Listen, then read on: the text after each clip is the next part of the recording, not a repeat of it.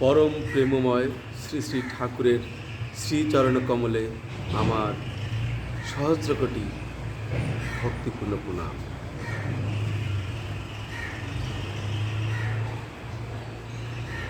আজ এই ভিডিওটিতে উপস্থিত সকল দাদা ও মায়েদেরকে আমার অন্তরের প্রীতিপূর্ণ ভালোবাসা ও আনন্দিত জয়।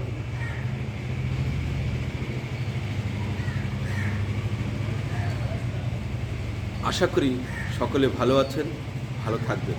ভালো থাকাটাই আমাদের মূল উদ্দেশ্য, জীবনের সার্থকতা। তাই পরম প্রেমময় শ্রী শ্রী ঠাকুরের রাঙা রাতুল চরণে সকল দাদা ও মায়েদের মানব জনম শ্রেষ্ঠ জনম, এই জন্মের মূল উদ্দেশ্যই ঈশ্বর প্রাপ্তি। সেই ঈশ্বর প্রাপ্তি যেন সবাই লাভ করেন, এটাই তার চরণে প্রার্থনা রাখছি। আজকে প্রসঙ্গ সত্যানুসরণের যে বাণীটি পাঠ করব, তার পূর্ববর্তী বাণীটি ছিল, এতটুকু দুর্বলতা থাকলেও তুমি ঠিক ঠিক অকপট হতে পারবে না, আর যতদিন তোমার মন মুখ এক না হচ্ছে ততদিন তোমার মলিনতার গায়ে হাতই পড়বে না। এই বাণীটি আমরা এর পূর্বে আলোচনা করেছিলাম বিস্তারিতভাবে। যদি কেউ না শুনে থাকেন একবার অবশ্যই শুনে নেবেন। খুব ভালো আলোচনা হয়েছিল ঠাকুরের দয়ায়।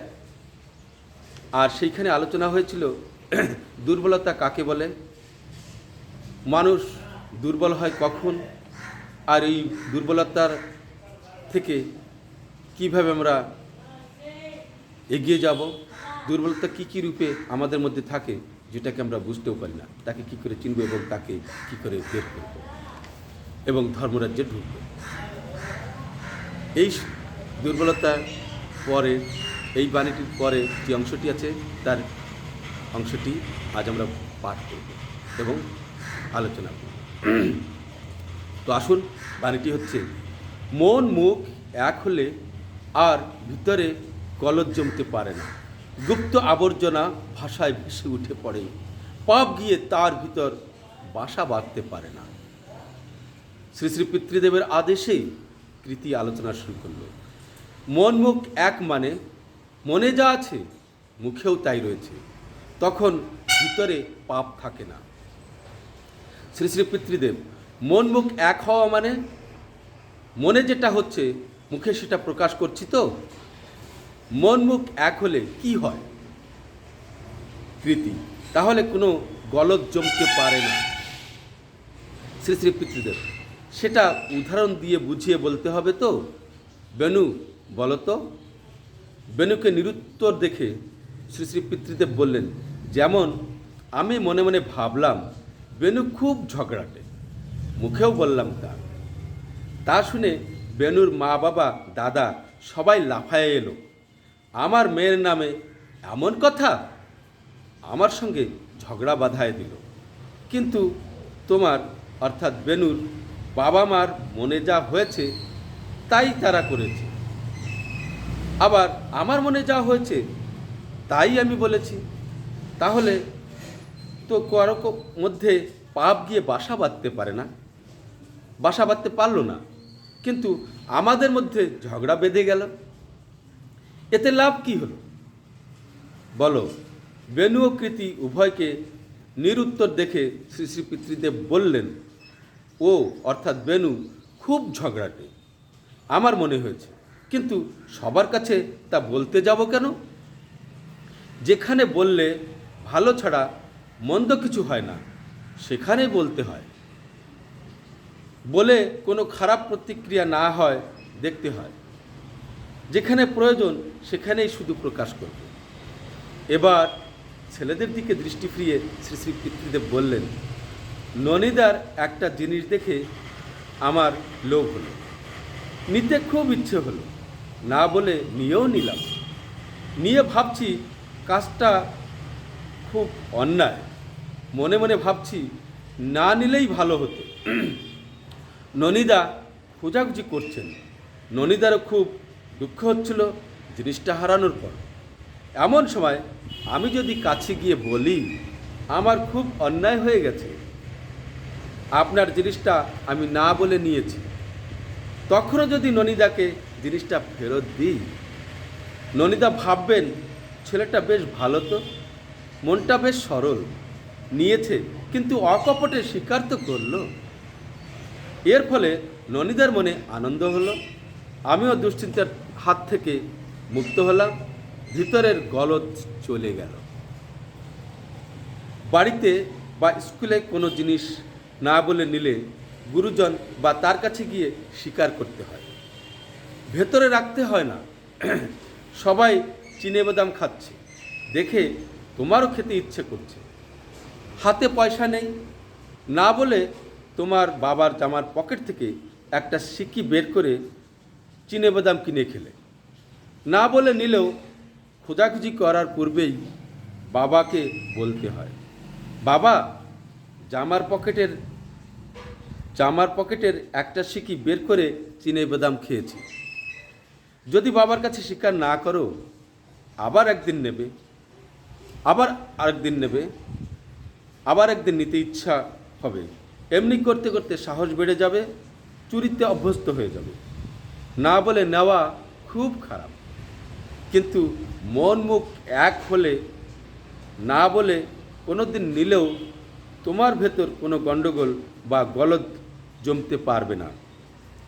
সবার সঙ্গে মিল হবে, সবাই ভালোবাসবে, তুমিও ভালোবাসতে পারবে সবাইকে। ছেলেরা সকলে বুঝতে পারছো? ছেলেরা আজ্ঞে হ্যাঁ। ইষ্টপ্রসঙ্গে তারিখ 15/2/1976। নির্দেশক্রমে অর্চিনন্দন আলোচনা শুরু করল। অর্চিনন্দন মুখ খুলে মন মুখ যদি এক করি, তাহলে ভিতরের গলদ সব নষ্ট হয়ে যায়। শ্রী শ্রী পিতৃদেব, গলদ কি? অর্চিনন্দন, মনের ভিতর অন্যরকম চিন্তা। অন্যরকম চিন্তা কি? চিন্তা সবসময় তো নানা রকম হচ্ছে। এক চিন্তাই যদি করতাম তাহলে তো কাজই হয়ে যেত। ভিতরে যা হয় তার সবটুকু প্রকাশ না করা। আকাশে তো অনেক তারা দেখি, সব তো প্রকাশ করা যায় না, তাহলে গলদ কি? অর্চিনন্দনের কাছ থেকে উত্তর না পেয়ে শ্রী শ্রী পিতৃদেব অক্ষয় কুমার মিশ্রকে একই প্রশ্ন করলেন। অক্ষয়দা, গলদ মানে ময়লা। শ্রী শ্রী পিতৃদেব, ময়লা কি? ময়লা হলো যা ত্যায্য পদার্থ, যাকে ভিতর থেকে বের করে দেওয়া উচিত। শ্রী শ্রী পিতৃদেব, সে তো বুঝলাম, কিন্তু এখানে কি বের করে দেওয়া উচিত? মনের গলদ কি তা তো বোঝা যাচ্ছে না। এরপর তিনি নিজেই উত্তর দিলেন, পাপ চিন্তাই হলো মনের গলদ। যে চিন্তা জীবন বৃদ্ধির অন্তরায়, সেই চিন্তাই পাপ, আর তাই মনের গলদ। কখনো হয়তো পাপ চিন্তা করলাম, কিন্তু যদি তা প্রকাশ করি যেখানে প্রকাশ করা দরকার, তাহলে ওই পাপ চিন্তা আর থাকে না। যদি অন্যায় অসংগত চিন্তা করি আর সেটা যদি প্রকাশ না করি, তাহলে তা থেকেই যাবে। সেজন্য তা প্রকাশ করতে হয়। বাবা মার কাছে, শিক্ষক মশাইয়ের কাছে, কিংবা হিতাকাঙ্ক্ষী কারো কাছে, যেখানে যেমন প্রয়োজন। ইষ্টপ্রসঙ্গে তারিখ 6/4/1979। তো আজকে এটুকুই আমরা পাঠ করব। এর পরবর্তী সময় আলোচনার পর্ব।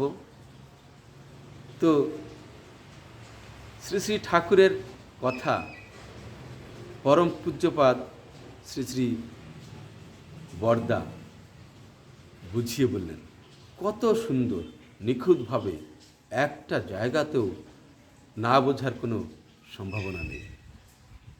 কিন্তু শ্রী শ্রী পিতৃদেবের কথাও হয়তো আমরা কোথাও কোথাও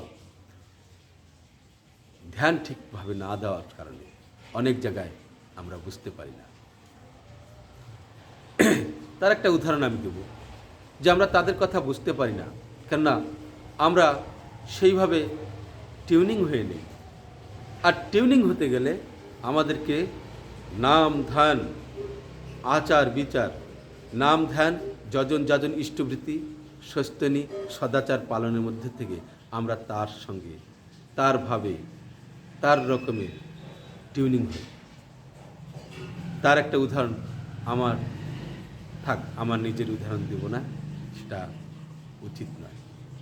যা হোক, আমি আজকে আমরা যে আলোচনা করতে যাচ্ছি, আমরা কি আলোচনা করব ঠাকুরের? আমাদের কি ক্ষমতা আছে, আমাদের যোগ্যতা কি আছে? যজন যাজন ইষ্টবৃত্তি, সস্তনী, সদাচার, আমরা ব্রতটা নিয়েছি মাত্র, স্কুলে নামটা লিখিয়েছি মাত্র, কিন্তু আমরা কতখানি তার অধ্যয়ন করি, কতখানি আমরা বাস্তবে রূপায়িত করি, বাস্তবায়ন করি, সেটা তো আমরা সকলে নিজেরাই জানি। আর নিজেকে জানার জন্যই এই সব আলোচনা, পাঠ, সব কিছু। তাহলে উদাহরণটি হচ্ছে ঠাকুরবাড়ির কথা। এক দাদা ছিলেন, তার নাম ফটকে, তার ভালো নাম ছিল ফটিকচন্দ্র। সকলে ফটকে ফটকে বলে ডাকত। তিনি লেখাপড়া একদমই জানতেন, কোনো রকম একটু আধটু জানতেন। একবার ঠাকুর প্রার্থনা মণ্ডপে আছেন, তখন আশেপাশে কেউ ছিলেন না। সে ওই ফটকেদা কী করতেন, প্রত্যেক দিন প্রার্থনার আগে এবং পরে ওইখানে পাটিগুলি বিছাতো, সবাই যেখানে আমরা গিয়ে বসি সেখানে পাটিগুলো বিছাতো, আবার প্রার্থনা হয়ে গেলে সেগুলো উঠিয়ে নিত। এইটাই ছিল তার মুখ্য দায়িত্ব। তো সেদিন ফাঁকা পেয়ে শ্রী ঠাকুরকে বললেন, ঠাকুর, কত মানুষ কত কথা বলে, আপনার কথা কত রকমভাবে বলে, কেউ বাংলায় বলে, কেউ হিন্দিতে বলে, কেউ ইংরেজিতে বলে, তো আপনার কথা আমাকে দিয়ে একটু যদি বলাতেন, আমি একটু ইংরেজিতে আমার মুখ দিয়ে আপনার কথা বলতে চাই, আমার খুব ইচ্ছা। তো আপনি যদি আপনি আমাকে দিয়ে একটু করেন, আপনি তো সব কিছুই করে পারেন, আপনার দয়াতে কত কি না হয়।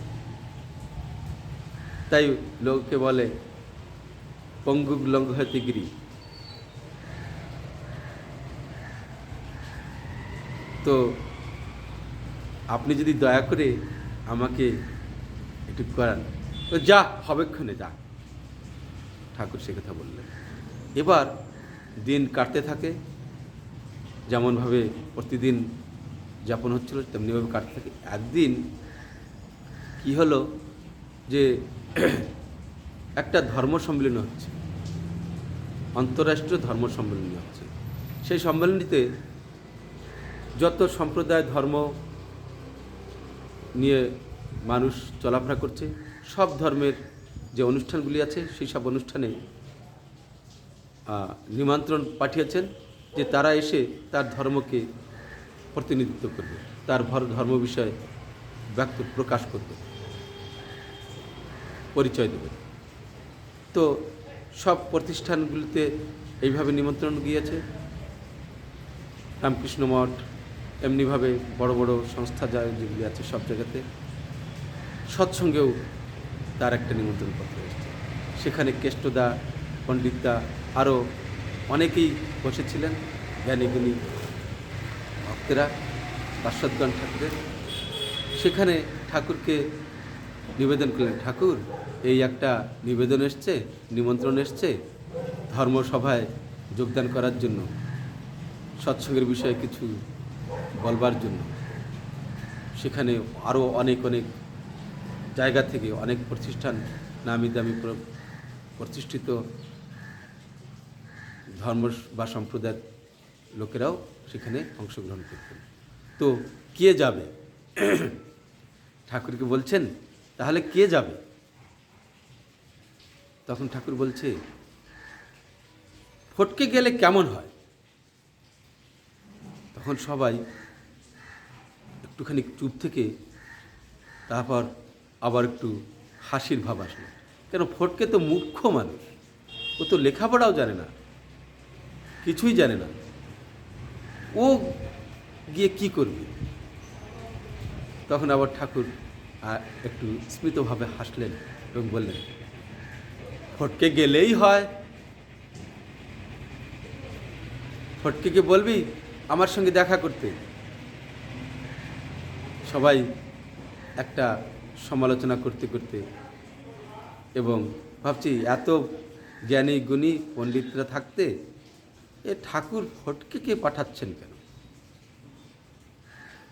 ফটকে কি বলে, এই ফটকে, ঠাকুর দেখা করতে বলেছেন, দেখা করবি তুই অমুক ধর্মসভায় বক্তৃতা দিতে যাবি। তাই ঠাকুর বলেছেন? ফটকে তো খুব খুশি, আনন্দে আর ধরে না, লাফাতে লাফাতে নাচতে নাচতে, হ্যাঁ ঠাকুর আমি বক্তৃতা দিতে যাব। কিন্তু ফটকে তো জানে আমি কি জানি, মানে সে কি জানে, সে তো জানে আমি কিছু জানি না। সব তো বলবেন ঠাকুর, আমার আবার চিন্তা কিসের, আমার আবার চিন্তা কিসের? যা বলার ঠাকুরই বলবেন, আমি তো শুধু গিয়ে ঠাকুরের প্রতিনিধি হিসাবে অভিভাবক ঠাকুরকে স্মরণ করে দাঁড়িয়ে থাকি। তাই ওর কোনো চিন্তা নেই। ও নাচতে নাচতে ঠাকুরের কাছে গিয়ে বললেন, ঠাকুর আমাকে নাকি বক্তৃতা দিতে যেতে বলেছেন? বলি, হ্যাঁ যা, ধুতি পাঞ্জাবি আছে না, ধুতি পাঞ্জাবি আছে, ওটা ভালো করে আয়রন করে পরে চলে আসবি। ঠিক আছে ঠাকুর। গেল, যথাসময় ফটিকচন্দ্র দা এসে উপস্থিত হলেন। হ্যাঁ ঠাকুর, কেমন লাগছে? হ্যাঁ ভালো লাগছে, যা এবার চলে যা। চলে গেলেন। সেখানে গিয়ে দেখে সব বুট স্যুট টাই বেল্ট পরা কত কত কত বিভিন্ন স্থান থেকে নামি দামি লোকেরা, শিক্ষিত অধ্যাপক, এমন স্তরের মানুষেরা এসে বসে আছেন, সবাই প্রতিযোগিতায় ভাগ নেবেন। ফটকে দাও গিয়ে একটা আসনে বসলেন। একের পর এক কত লোকে কত কিছুই বলে গেলেন। এবার আসলো ফটকেদার পাল্লা। তখন ফটিকদার নাম ঘোষণা করলেন। তো গিয়ে মাইকের সামনে দাঁড়িয়ে ফটকেদা বলছেন, ঠাকুরকে প্রণাম জানিয়ে বলছেন, চোখ বুজে বলছেন, ঠাকুর বলো, এখন তুমি বলো, বলো ঠাকুর বলো, এই বলে চোখ বুজে আছে। কিছুক্ষণ পর দেখে সে কথা বলছেন ইংরাজিতে বলছে। এক টানা 45 মিনিট বললেন। সবাই খুব হাততালি দিচ্ছিলেন। বলা শেষ হলো, ফটিকদা স্টেজ থেকে নেমে এসে নিজের স্থানে বসলো। শেষে ঘোষণা করলো কে বিজেতা, কে প্রথম পুরস্কার বিজেতা। তখন ফটিকচন্দ্র বলে যখনই নামটা ঘোষণা হলো, তখন সে আর খুশি আর কাকে কে দেখে, সে পুরস্কারটি নিয়ে গিয়ে ঠাকুর কাছে উপস্থিত হলেন। উপস্থিত হয়ে বলছে, ঠাকুর তুমি ভালো বলেছ, তুমি ভালো বলেছ। সবাই একদম স্তব্ধ হয়ে গেছিল এবং হাতে তালি দিচ্ছিলেন। আমি বুঝতে পেরেছি তুমি ভালো বলেছ, খুব ভালো বলেছ। এই নিন, এই নাও তোমার পুরস্কার। এই কথাটি যখন বলেছে তার আগেই, মানে যখন আমি একটু আগে পিছিয়ে করে ফেলেছি, ফটিকেদা যখন গিয়ে ঠাকুর কাছে বললেন, ঠাকুর এই নাও তোমার পুরস্কার, তুমি খুব ভালো বলেছ। সবাই বলছে, আরে ফটকে তুই কি বলেছিস, আমাদেরকে একটু শোনা, আমরা একটু শুনি, কি বলেছিস, যে তোকে প্রাইজ দিয়েছে, আমাদের একটু শুনি। ঠাকুর তখন হাসতে তুলছে, বল কি বলেছিস, কি বললি? তখন ফটকেদা বলছেন, ঠাকুর আপনিও এমনিভাবে বলছেন, আপনি তো সব জানেন, আমি কি বলবো, সব তো বলেছেন আপনি।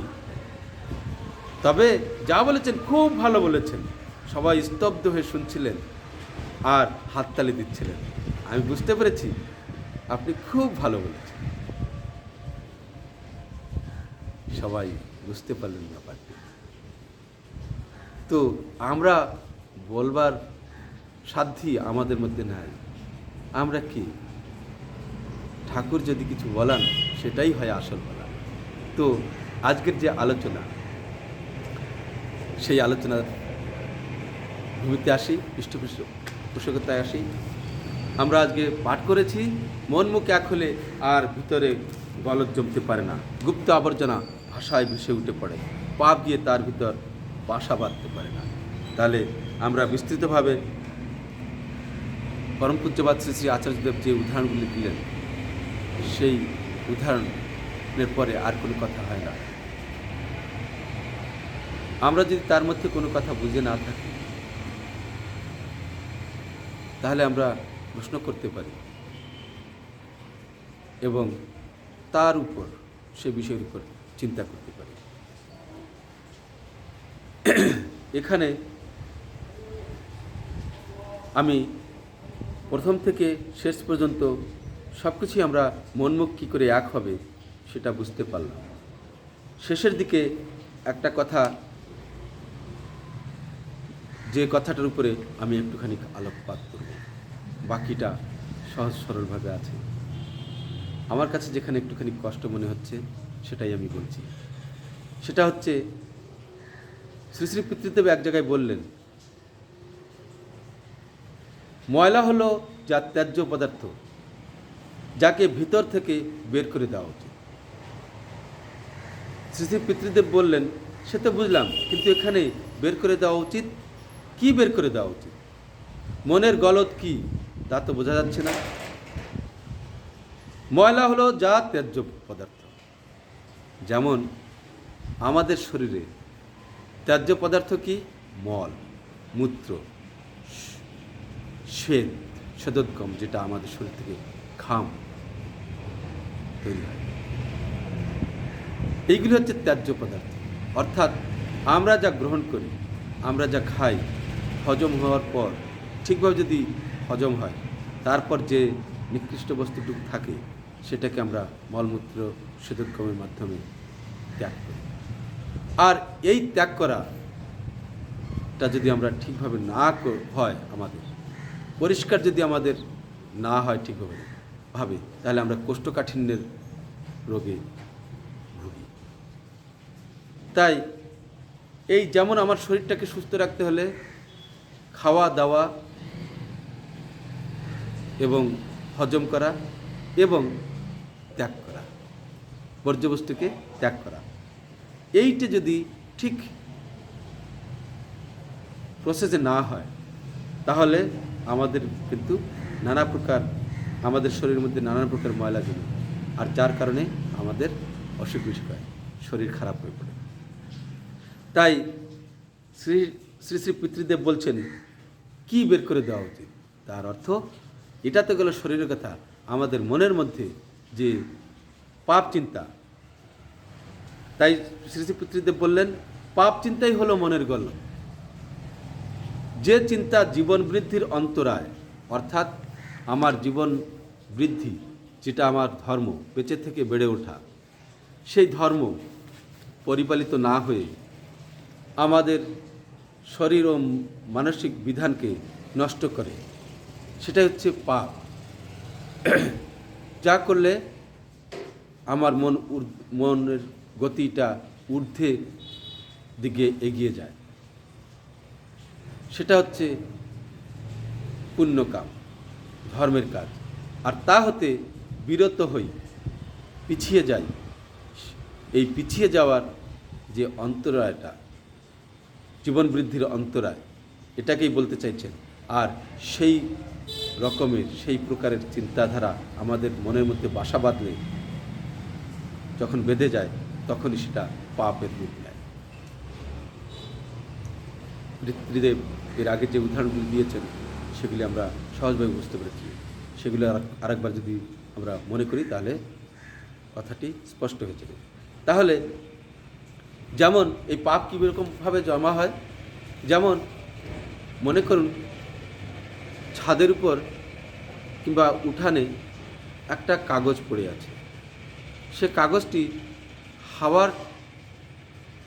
হাওয়ার চাপে, হাওয়ার প্রবাহের সঙ্গে উড়ে গিয়ে একটা জায়গায় থেমে গেছে, কোনো কিছুতে বাধাপ্রাপ্ত হয়ে সেখানে থেকে গেছে। এবার যদি আমরা সেই জিনিসটাকে লক্ষ্য করি, দেখবেন কখনো যদি আপনাদের তার মুখে পড়ে তাহলে দেখবেন সেই যে কাগজটি থেমে গেছে, এক জায়গায় স্থায়ী হয়ে গেছে, তার উপরে এই পরিবেশের নানা প্রকার ধুলো, ময়লা ইত্যাদি পড়তে থাকে, বসতে থাকে। বসতে সেটা জমে যায়, জমে একটা স্তর সৃষ্টি হয়। আর এটা যতদিন থাকে ওইভাবে, যতদিন পর্যন্ত সেটাকে ঝেঁটিয়ে কুড়িয়ে না সরিয়ে দেওয়া হচ্ছে, ততদিন পর্যন্ত ওখানে ধীরে ধীরে ময়লা জমতে থাকে। হয়তো এরকমভাবে দীর্ঘদিন যদি চলতে থাকে, একটা পাহাড়ের সঙ্গে তুলনা করা যায়, পাহাড় প্রমাণ আস্তে আস্তে ময়লা জমতে থাকে।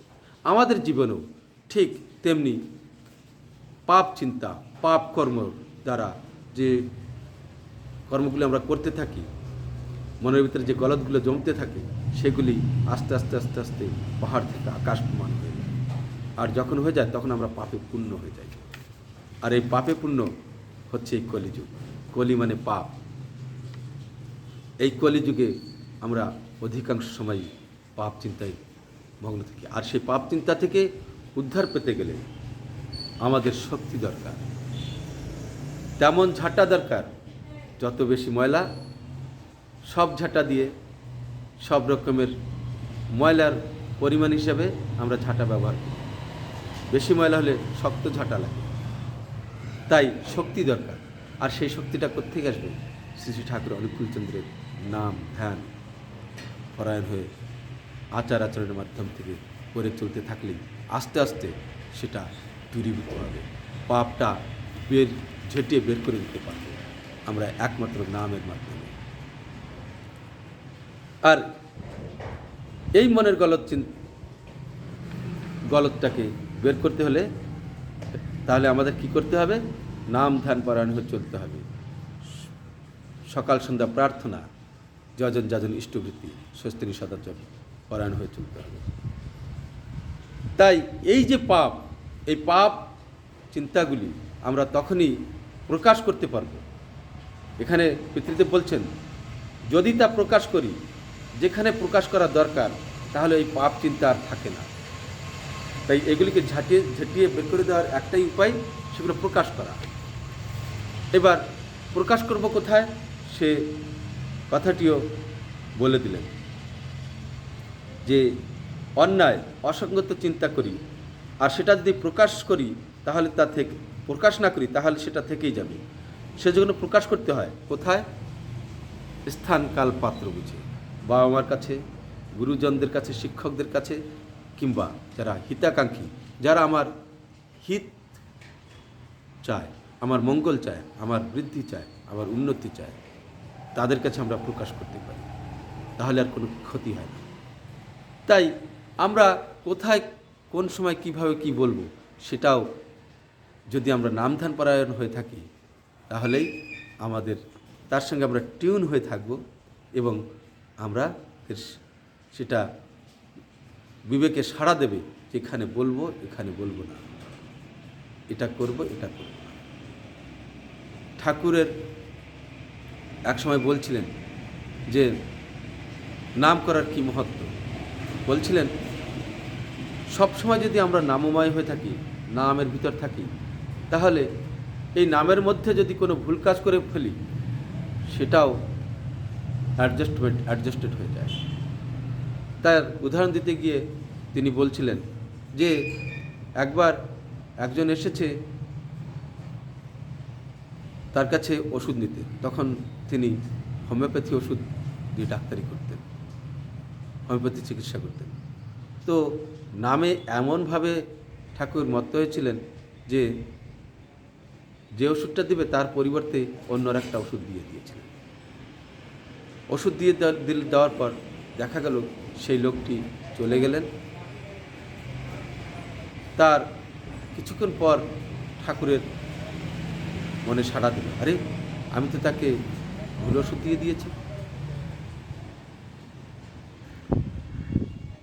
তখন দৌড়িয়ে ঠাকুর সেই লোকটির কাছে গেলেন, গিয়ে বলছেন, সে ওষুধটু খেয়েছো ভাই, কি করেছো? বলেছে, না ঠাকুর আপনি এসছেন ভালো হয়েছে, আমি আবার যাচ্ছিলাম, সে ওষুধটি রাস্তায় আসার সময় ধাক্কা লেগে পড়ে গেছে, পড়ে নষ্ট হয়ে গেছে। যাক, পরমপিতা মঙ্গলই করেছে, ভালোই করেছে। তো সত্যিকারের ঠাকুরের কি এটা ভুল হওয়ার কথা ছিল? এই যে ঘটনাটা, এই ঘটনাটা যদি বাস্তবে না ঘটে তাহলে ঠাকুর এই কথাটা আমাদেরকে বলতে পারতেন না। তার কারণে এটা তারই লীলা, নাম নামই অভেদ, সেই নামই পুরুষ তিনি, তার কি করে ভুল হতো? এসবগুলি তারই লীলা, তার লীলা আমরা কি বুঝব? তাই তো তিনি বলেছেন। যাক, কি বলেছেন সেটা পরবর্তী অন্য সময় উল্লেখ করব, সময় আসলে। কেননা তিনি একটা জায়গায়, তবু বলে দিচ্ছি, শ্রী চৈতন্য চরিতামৃতে তিনি বলেছেন, এ নাম নয় রে মাধা, এ নাম নয়, এই নাম নিয়ে যাবে সেই নামের কাছে। পিতা পুত্রে করিব লীলা, আমি তো বুঝতেই পারছি না কেমন হবে সে রূপটা, আর অন্যে কি বুঝবে? এই কথাটি শ্রী চৈতন্য চরিতামৃতে উল্লেখ করা আছে। তো যদি কারো দেখতে চাও সেখানে দেখে নেবে। তাই শ্রী শ্রী ঠাকুরের, আমি এই কথাটি এই জন্য মনে পড়েছে আমার, যে পরম প্রেমময় সেই বার্তাবাহী প্রেরিত পুরুষ, তিনি তার মুখে এই কথা, যে আমার লীলা আমিই বুঝতে পারছি না, আমি বুঝতে পারি না, অন্য কে কি বুঝবে? তাই সে কখন কি করে, কাকে কিভাবে কি বুঝাতে চেয়েছেন, তার কথা তিনিই বুঝতে পারবেন, তাছাড়া আর কেউ বুঝতে পারবে না। তাই ব্রহ্মা বিষ্ণু মহেশ্বর হিতে নারী সেবা, তার ব্যাখ্যা তিনিই শুধু, আর কেউ। যা হোক, আমরা আজকে এই ইষ্ট প্রসঙ্গ থেকে, এই প্রসঙ্গ সত্যানুষ্ঠান থেকে আমাদের মনের ময়লা কেমনভাবে বের করব সে কথাটি সুন্দরভাবে বুঝতে পারলাম। আমরা সমৃদ্ধ হলাম, কৃতার্থ হলাম। আমরা এটাকে পাথেয় করে আমাদের জীবনকে পাপমুক্ত করার জন্য প্রতিজ্ঞাবদ্ধ হব বা হলাম। আজ থেকে আমাদের মধ্যে যত ময়লা জমে আছে সব কিছুকে ধুয়ে মুছে নাম ধ্যানের মাধ্যমে আমরা এসবগুলিকে ধুয়ে মুছে বের করে দিই। আর একটা কথা মনে পড়েছে, আপনারা কেউ কিছু মনে করবেন না, আমি সেটা বলে দিচ্ছি, যে আমরা দীক্ষা নিয়ে আমাদের কি লাভ হয়, নাম ধ্যানের মাধ্যমে কি লাভ হয়, দীক্ষা কেন নিতে হবে, বাচ্চাদের কেন দীক্ষা দিতে হবে 11 বছর বয়স হতে, এটা হতেই। কারণ এই যে আমি একটু আগে যে উদাহরণটা দিয়েছিলাম, কাগজের উপরে একটা স্তর বাই স্তর ময়লা জমতে থাকে। আমাদের মস্তিষ্কের মধ্যে আজ্ঞাচক্র, আমাদের প্রত্যেকটি স্নায়ুতন্ত্রের কেন্দ্রবিন্দু হচ্ছেন এই পিনিয়াল গ্ল্যান্ড। এই পিনিয়াল গ্ল্যান্ডে এখানে আছে এক রকমের একটা মেলাটোনিন রস ক্ষরিত হয় যখন আমরা রাত্রে নাম ধ্যান করি। তো এই যে জায়গাটা, এখানটাকে বলা হয়েছে আজ্ঞাচক্র। আমাদের মস্তিষ্ক খুব কম অ্যাক্টিভ, এগুলি সক্রিয় নয়, সবটাই ঘুমন্ত অবস্থা বা শয়ন অবস্থায় আছে, ইনঅ্যাক্টিভ রূপে আছে। আমরা যখন নাম ধ্যান করি আজ্ঞাচক্রে আজ্ঞাচক্রে যখন নাম ধ্যান করি এর ঠিক 1.5 ইঞ্চি নিচে পিনিয়াল গ্ল্যান্ড, এই পিনিয়াল গ্ল্যান্ড থেকে মেলাটোনিন রস খরিত হয় যখন নাম ধ্যান করি। আর এই যে নামটাকে আমরা ওখানে যে আজ্ঞাচক্রে কেন্দ্রায়িত করছি, এই কেন্দ্রায়িত করার দরুন এই যে আমাদের নার্ভ সেন্টারটাকে যে ময়লাগুলো জমে থাকে এরকম গুটি সুতো পেঁচিয়ে থাকার মতো, সাপ যেমন অনেক সাপ যখন একটার সঙ্গে একটা পেঁচিয়ে থাকে তো সেখানে ময়লা জমে থাকে, একটার সঙ্গে একটা জড়িয়ে থাকে, সেগুলি ঠিক অ্যাক্টিভ হতে পারে না, চলতে ফিরতে পারে না। এই নাম ধ্যান করার মাধ্যমে কি হয়, আস্তে আস্তে আস্তে আস্তে আস্তে আস্তে সেগুলি উত্তেজিত হয়, তারা অ্যাক্টিভ হয়ে ওঠে, তাদের মধ্যে উদ্দীপনা সৃষ্টি হয়, সৎ উদ্দীপনা সৃষ্টি হয়, আর যার দরুন আমাদের ব্রেন অ্যাক্টিভ হয়। শুনেছি স্যার আইজাক নিউটন, তার একমাত্র 5% ব্রেন সেল অ্যাক্টিভ ছিল, তাই এত কাজ করেছে। আর যদি 100% অ্যাক্টিভ হয় তাহলে আমরা কী না করতে পারি।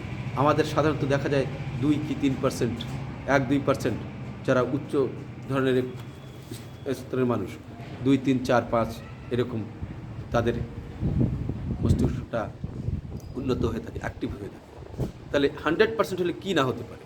বিবেকানন্দের কথা মনে করে দেখুন, স্বামী বিবেকানন্দ একটা পাতা উল্টিয়ে যেত খালি, তার মধ্যে তার পড়া শেষ হয়ে যেত, এবং সে পরীক্ষাও করিয়ে দেখিয়েছে, তিনি বুঝিয়ে দিয়েছেন যে এটা সম্ভব। উনি পাতাটা শুধু উল্টিয়ে দেন, আর কোন পাতায় কত নম্বর পৃষ্ঠায় কোন বাক্যে কোথায় কি ভুল হয়েছে সেটাও তিনি বলেছেন। কোনো এক সময় কোনো একটা লাইব্রেরিতে তিনি তার পড়ার স্পিড দেখে সে বিস্মিত হয়েছিল এবং সন্দেহ করেছিল যে পড়েছ না খালি ঢং করছো। তাই তিনি বলেছিল অমুক পাতায় অমুক বাক্যে অমুক শব্দটি বানান ভুল আছে, এই মাত্রাটি ভুল আছে, এমনিভাবে তিনি বলেছিলেন। তাহলে আমাদের ব্রেন সেল যদি অ্যাক্টিভ হয়ে যায় তাহলে আমরা এরকমভাবে আমাদের ধীশক্তি বেড়ে যায়, মেধাশক্তি বেড়ে যায়, আমাদের কর্ম করার শক্তি বেড়ে যায়। ঠিক এইভাবে আমরা নাম ধ্যান করলে নামে মানুষ তীক্ষ্ণ হয়, ধ্যানে মানুষ স্থির ও গ্রহণক্ষম হয়। তাই আমরা নাম ধ্যানের মাত্রাটাকে যত বাড়াবো আমাদের ব্রেন সেল তত পরিষ্কার হবে, আমার মন তত পরিষ্কার হবে, আমার চোখ তত নির্মল হবে, আমরা ভালোটা দেখবো, ভালোটা করবো, পাপ আসতে পারবো, আর যা আসবে সেটা প্রকাশ হয়ে যাবে, ঝেড়ে কেটে বের করে দিতে পারবো। এই একমাত্র নাম ধ্যানের ইষ্টকে ভালোবেসে যখনই আমরা নাম ধ্যান করে চলব। শুধু নাম ধ্যান করলে তো হবে না, তাকে ভালোবেসে আপ্রাণতার সহিত নাম ধ্যান করলে সেটাই ফলপ্রসূ হবে। যা হোক, সবাই পরমপিতার হয়ে উঠুন, আমি পরমপিতার হয়ে উঠি, সবাই তারই জয়গান গেয়ে আনন্দে দিন যাপন করি, এটাই তার রাঙা রাতুল চরণে প্রার্থনা জানাই। সবাই ভালো থাকবেন। এই ভিডিওতে এতটুকুই। আবার আপনাকে বলছি, লাইক, কমেন্ট ও সাবস্ক্রাইব করতে ভুলবেন না। এটা আপনাদেরকে আমি আমার আপনজন মনে করে বলছি, নিজের মনে করে বলছি, আপনারা কিছু মনে করবেন না। আমি সবারই লোভ হয়, আমি ইউটিউব করছি তো আমাকে সবাই লাইক কমেন্ট করি, এটা তো সাধারণ কথা, এটা আমি আশা করছি সবাই করে, কিন্তু এটা করা উচিত নয়। বলেছেন কর্ম করে যাও। তুমি ঠাকুর কথা বলছো, ঠাকুরের কথা বলছো, নিঃস্বার্থভাবে তার প্রেমের কথা বলো, তাতেই একটা প্রসেস এমনভাবে তোমার ভিতরে চলতে থাকবে, তুমিও নিজে নিজে সংশোধন হতে থাকবে, সংস্করণ তোমার ভিতরে সংস্করণ হতে থাকবে। তো তবুও আমি বুঝেও আমরা তবুও ইচ্ছা করি, খুশি হয়ে যাই, এটাই আমাদের করা উচিত নয়, তাই না কি? তাহলে আমার মন মুখে এক হলো না। তাই আমি আমার মনের মধ্যে যেটা রয়েছে যে আমি একটা লাইক, কমেন্ট, সাবস্ক্রাইব পেতে চাই, সেটা আমি বলে ফেললাম। আপনাদের খুশি হলে আপনারা করবেন। আমি সবার জন্য, সবার ভালোর জন্য, সবার উন্নতির জন্য, সবাই যাতে পাপ মুক্ত হতে পারে তার জন্য পরমপিতার রাঙারাত্রি চরণে প্রার্থনা জানাই। সর্বে সুখিনো ভবন্তু, সর্বে সন্তু নিরাময়া, সর্বে ভদ্রাণী পশ্যন্তু, মা কশ্চিৎ দুঃখ ভাগ ভবে। এই বলেই আমার আলোচনা এখানে শেষ করছি। সবাই ভালো থাকবেন। চলি কেমন? জয় গুরু।